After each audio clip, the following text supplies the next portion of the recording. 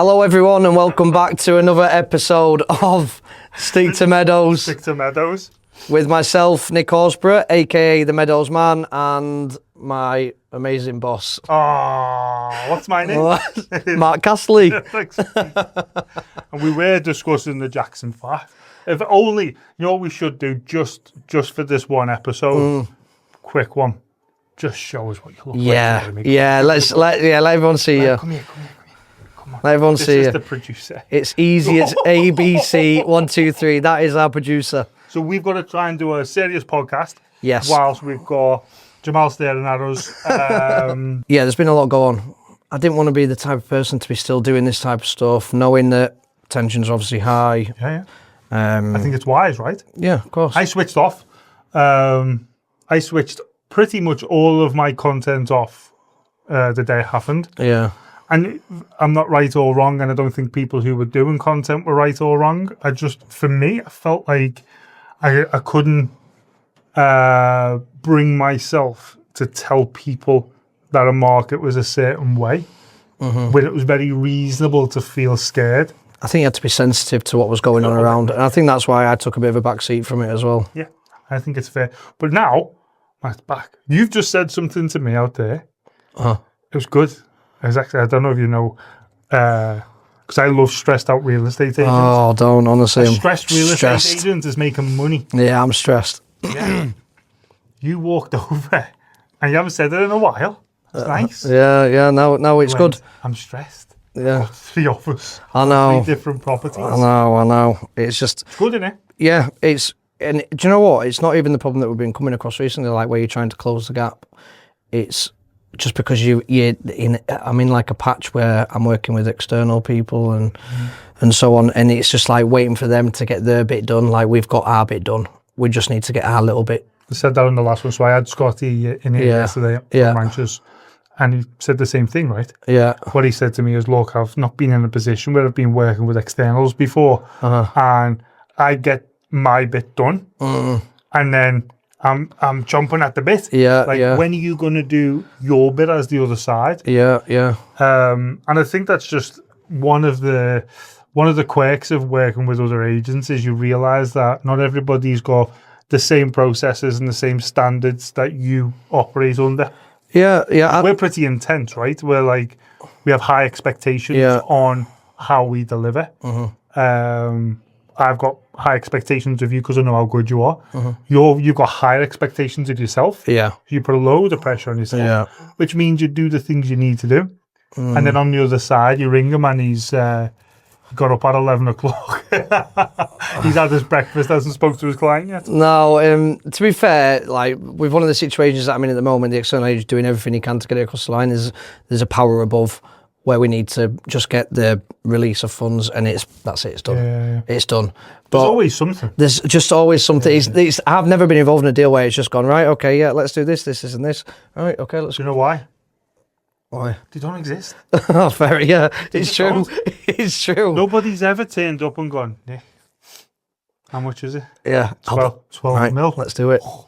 Let's give you 12. Cash, close in 3 days. Call the seller. And he goes, brilliant, Nick. Yeah. Let's do it. Yeah. That deal, if anybody watching has done that deal, you are the unicorn in Dubai real estate. It doesn't happen. Very much so. Most part, lad. You'll get someone who goes, all right, I'll pay asking. And you call the seller. Great news, mate. We're going to contract. I've got you what you wanted. And he goes, what? I think I want some more. Oh yeah, I mean that has happened to me a couple of times. Do you know where I learned that's where you were going wrong as an agent was in rentals. Yeah, that happened all the time. Yeah. You came in with your market price off. Of course it is, yeah. If you've got no control.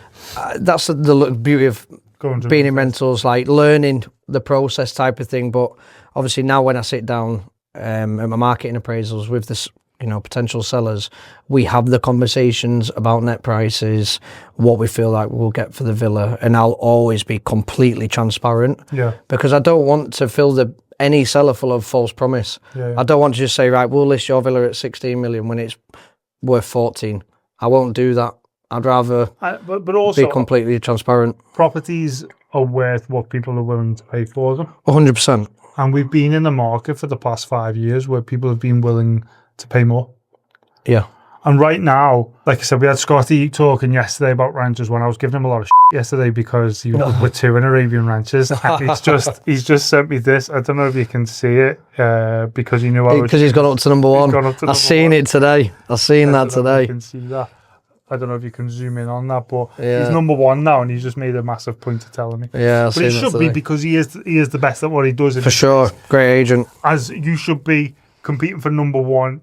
We were speaking last time. It's on my Instagram, and every time I see it, I laugh at it because we were joking about your market share. You know, like what do we think is good? Yeah. How'd you get to be number one? By having more presence in the market. That's how you become number one.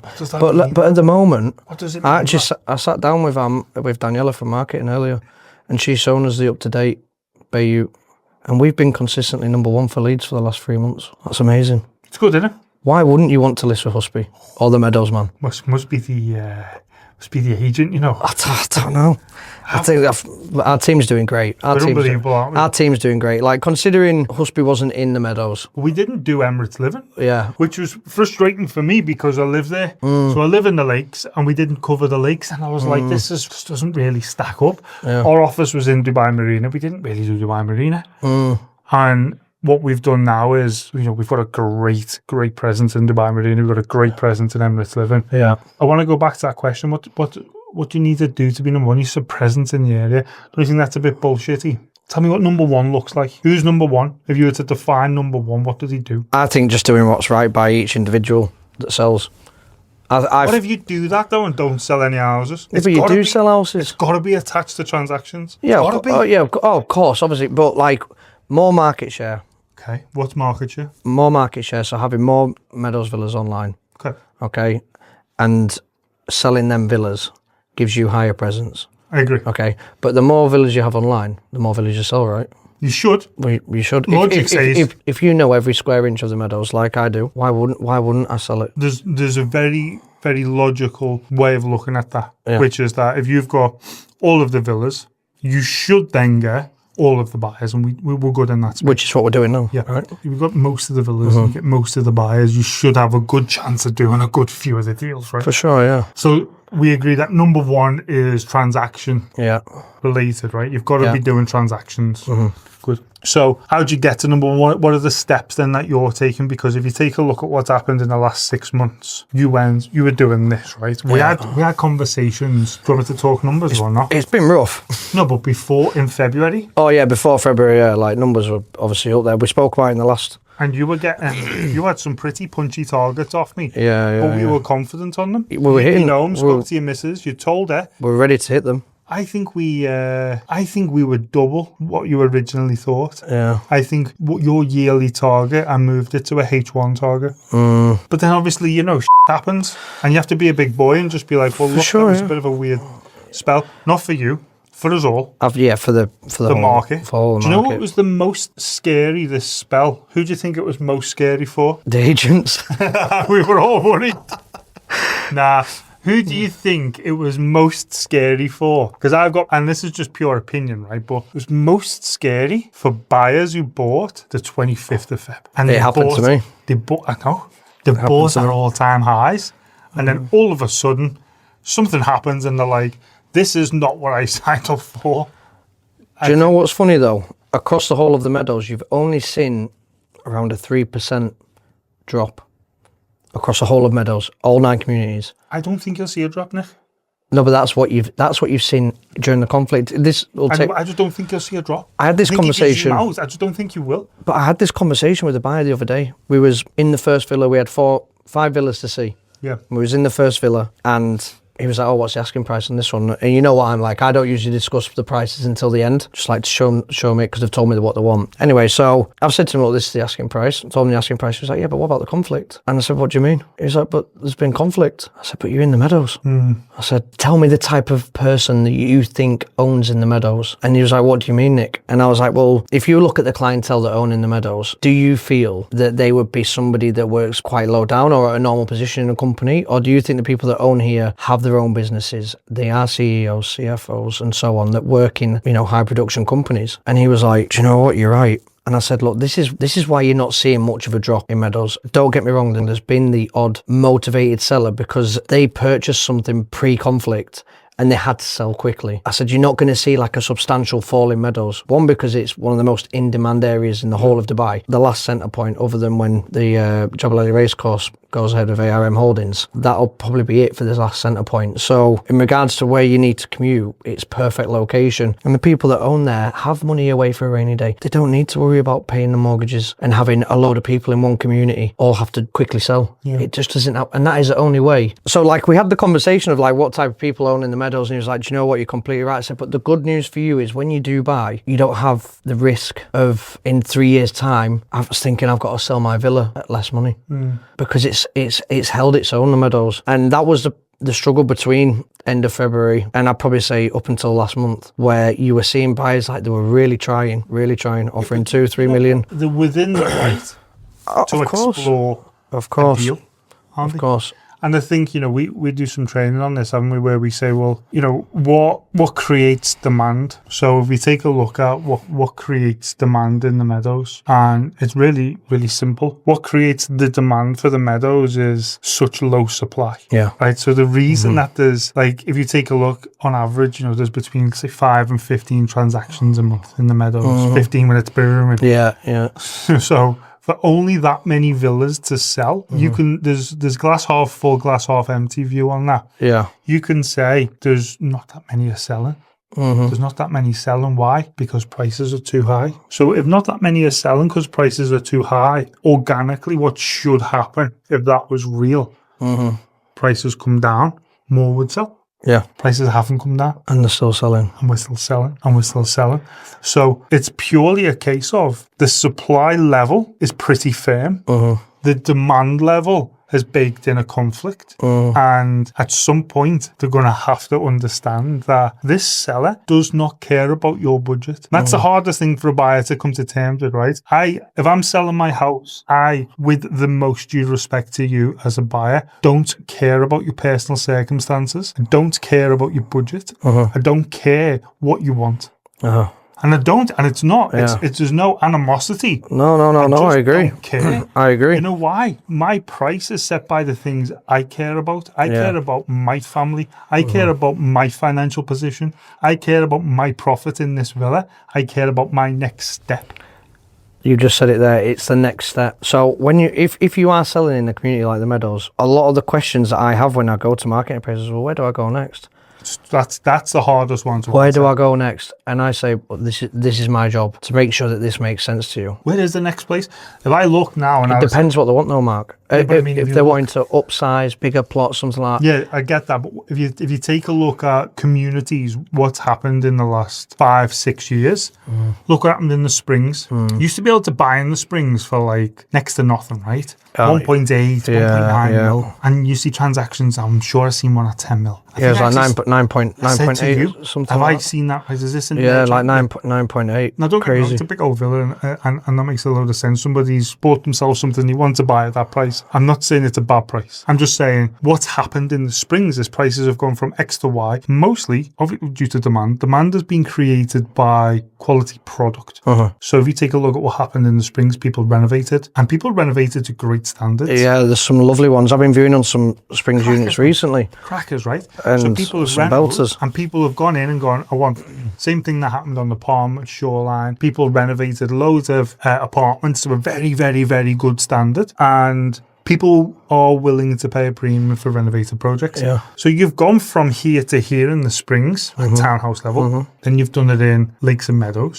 People are doing it there. Hattans. Jumeirah Islands was the biggest one. But you said it, I don't know if it was the first one or the second podcast, but you said that you were selling them at 7 million. Unbelievable. In Jumeirah Islands. Unbelievable, mate. Your entry now is 2021. It's wild. For an entertainment foyer in Jumeirah Islands. Product. Same product. But now, so that's treble. The reno, though, when you look at and then the renovated ones, they're going upwards, 30 million upwards. Yeah. So if that is happening, people who've bought standard, renoed and sold, that's a nice model to pitch them again. Yeah. let's say I'm a seller who's done that in the Meadows now, and I say to you, Nick, I've got two options. I buy another standard in the Meadows, reno it, and hopefully go on the same journey. You know, I see that uplift. What's the other communities where you think I can do that? If I'm a seller of yours now, and I'm asking you where my next step is, you don't have to go into too much detail what I need, but what's a... I'll give you a perfect example right now. There's a guy that owns a Hatan in the Meadows. We sat at his villa for an hour and a half discussing next steps, what he wants to exit at and where he can go next from that. We've looked at Jumeirah Golf Estates,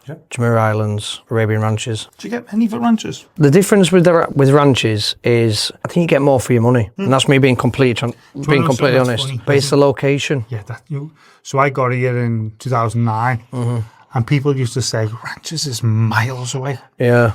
It's the same way people say that about Damac 2 now. Now that is miles away. Yeah, It actually is miles away. At the moment, that is miles away. It is. Ranches used to be the thing where you were like, you know what people used to say about Jumeirah Park as well? So I was here when Jumeirah Park was off plan and it launched, and people were like, I don't think that's ever going to work, that community.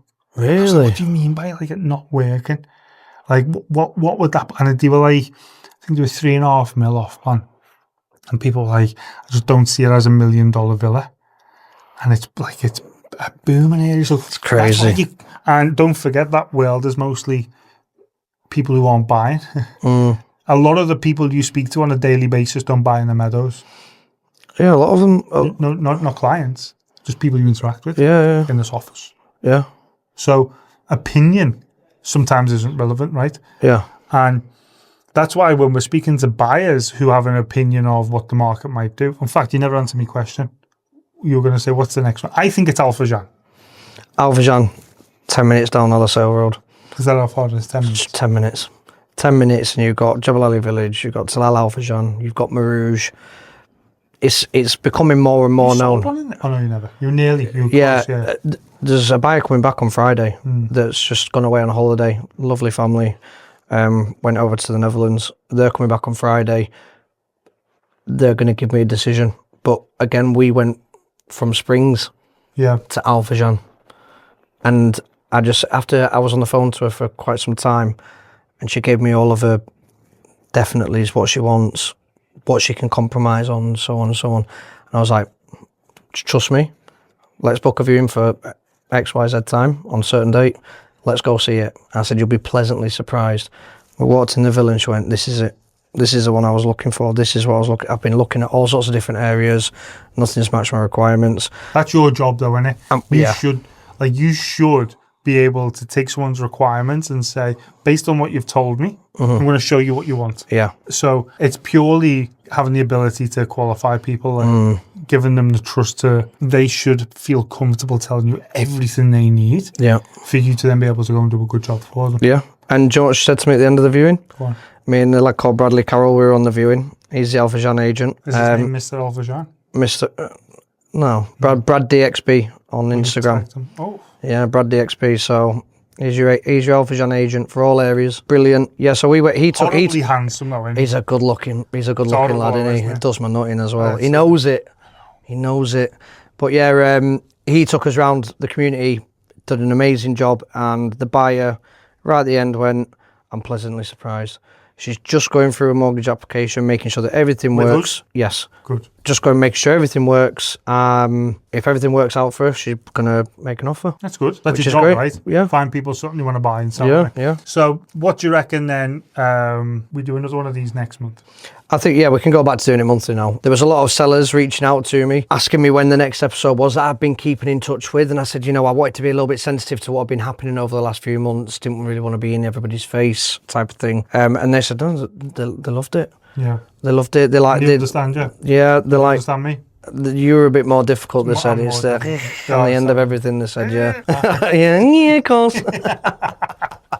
But no, and it's good because I have conversations with sellers really, really briefly, daily, that aren't selling right now, that might sell in the future. And I ask them for their feedback all the time on what they think is going to happen with the market. What do they think the market's going to do? In Meadows. They think it's going up. And if the people who own the market are holding out for the market to increase and they've got no stress to sell below. No stress. There's very little economics that suggest the price drop. over a zoomed out 12-month window because everybody wants to sell at a higher price who's got one of them. Yeah, so organically prices are going to creep up. We spoke about it before as well, like obviously back-to-back villas in the Meadows, they come up a lot. Single row, cul-de-sac plots, that are 7,000-8,000 square foot, don't come up that often, so they are rare to market. But if you list your property properly and listen to the agent, gosh, it's so important to listen to the agent, because you won't go to the doctor, and the doctor said to me, I had my ACL surgery. Yeah, you need ACL surgery. I'm like, no, I'm going to... Actually, I don't. No, I don't think I do. I'm going to fix it myself. Yeah.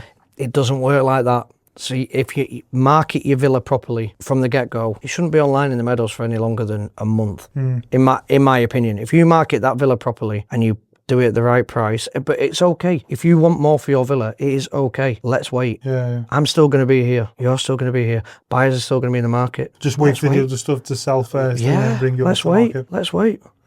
There's no rush. Unless your situation is where you want to sell as soon as possible, let's bring it to market at the right price. Do you know what's interesting to think about before we finish? Buyers who are baking in the conflict. We've done training sessions on this where we say, well, ask them what do you think the price is going to be in a year's time, and you think it's going to be less than where it is now. Tell them it's a bad time to buy. Yeah, I'm starting to rent. Yeah, rent. Rent for the year. Just do a little rental for a year. See what prices do. If they go up, you buggered. You missed it. But that was on you. You decided that you thought prices were going to drop. Yep. If you think prices are going to increase, why are you trying to negotiate right now to a level that's going to make you lose a house? And a nice way to frame it to a buyer is, if I can get you a property right now that's online at 12 million and I can get you it at 10, why would you buy that? Because what we're saying is there's a 2 million dirham gap from bid to ask, which is terrifying. If you trigger a sale at 10 million dirham on something that was 12, what we're then saying is the market is doing that. Yeah. So if you're able to do what you want to do, you're buying in a downwards market, and it's never sensible, right? No. I do think a lot of the buyers are trying to look. I think there was. Yeah.